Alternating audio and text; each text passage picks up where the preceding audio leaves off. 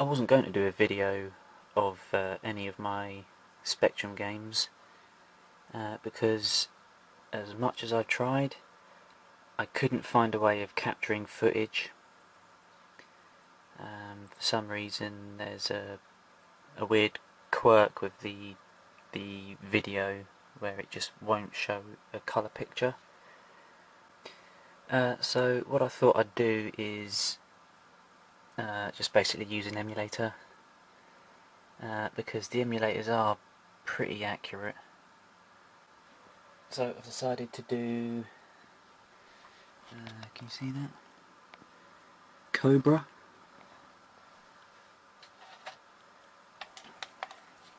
This ocean movie license, and that cover there doesn't really give you any idea of what the game's like, because it's a very cartoony game.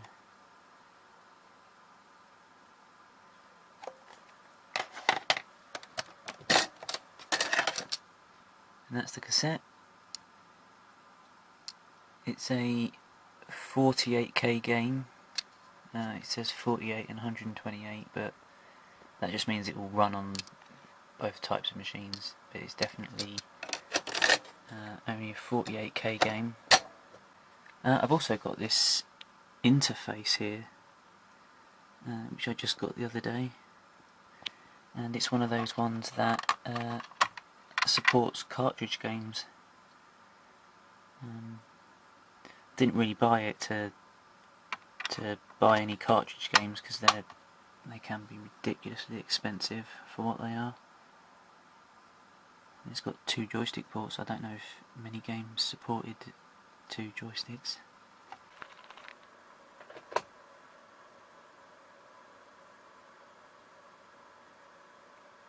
It boots up straight away. There's no power switch on this, although on this particular model there is a reset switch. But all you have to do to load games up, so long as you've got it at the right volume, you just need to go to tape loader,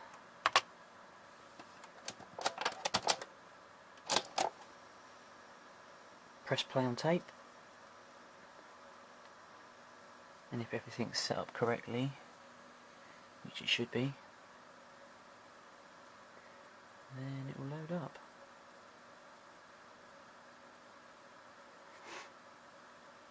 And actually there is a second way of loading up games. You can boot it into 48K basic, and you'd have to type load and then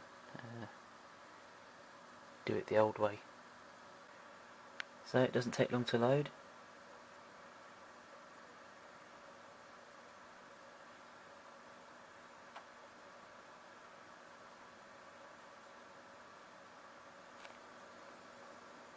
You do get a very clear picture with this SCART cable, although you do get these weird lines on the screen.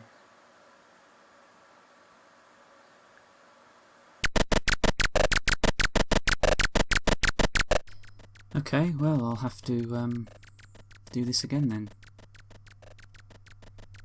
It looks like I started recording, but I hadn't put my recording software to set to my microphone. I was just talking to myself for 10 minutes. Yeah, it's working now.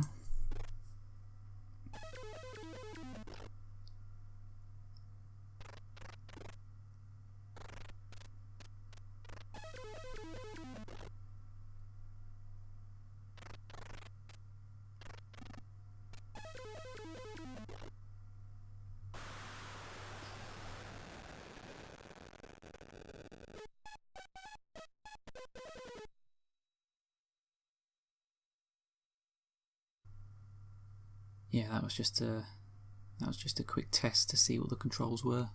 Honest. Take 2. So you can see here, this is a very cartoony adaptation of Cobra. And I suppose in a way it's all the better for it. I've seen what Cobra looked like on the Amstrad CPC and the Commodore 64, and they look a little bit crap, really.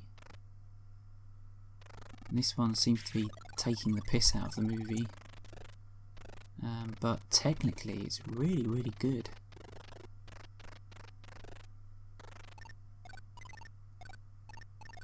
Now, I found it a bit of a struggle to play it, and there's a little quirk with the controls which I didn't really expect until I started playing it.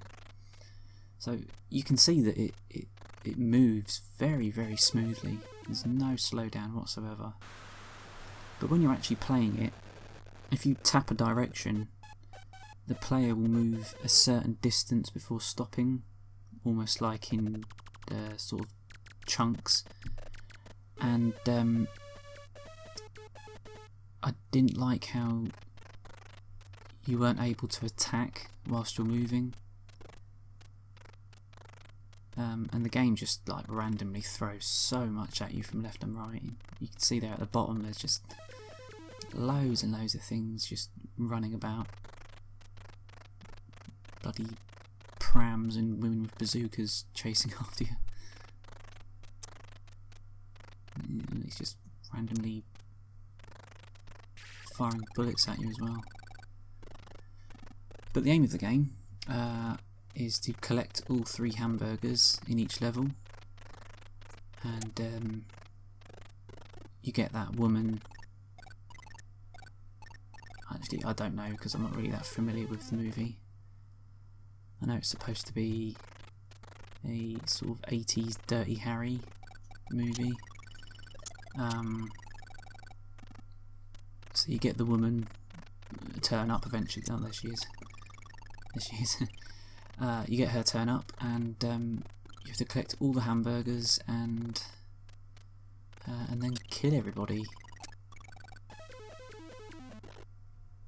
before they kill you.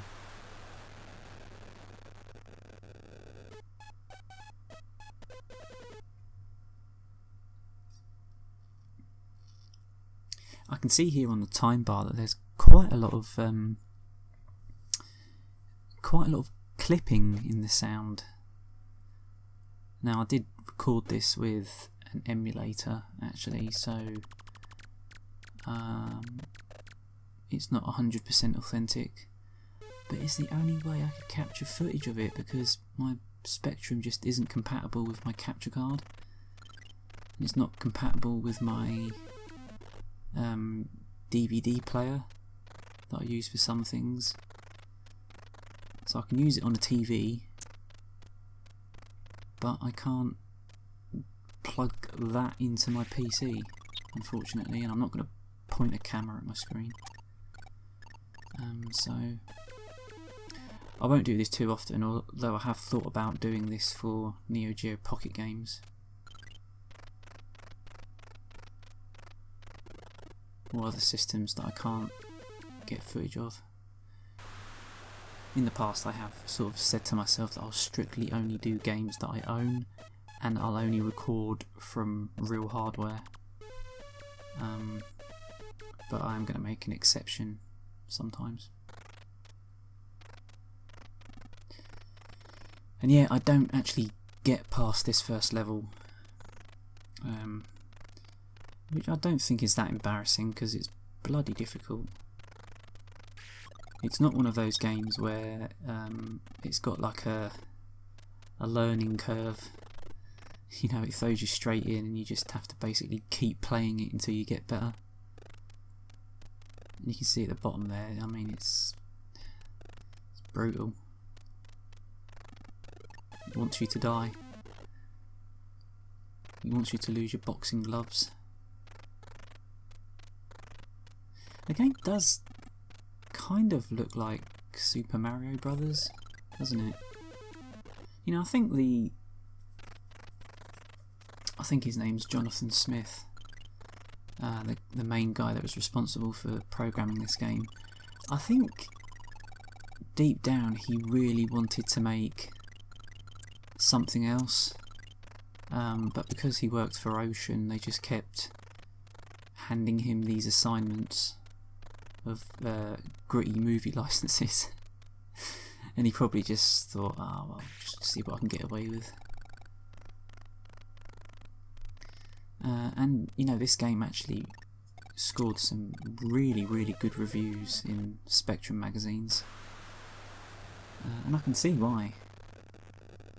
You know, it's not actually a terribly late Spectrum game, and it's not really an early one either. So they would have had enough time to master the hardware, they being people that programmed for it. And I think it was before the 128K machines become more common.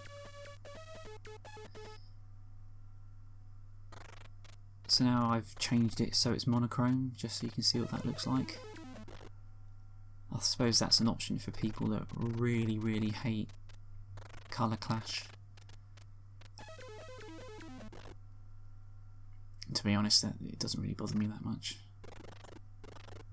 You know, I owned an Amstrad CPC since I was 4 years old, and a couple of years ago I bought a Commodore 64, and sometimes I look at Commodore 64 games and I think that they look a bit ugly. But when I look at Spectrum games, I don't see the colour clash and think, oh god. You get used to it pretty quickly. Oh, so that's the end of the video. Okay, so that's Cobra for the Spectrum. Thank you once again for watching.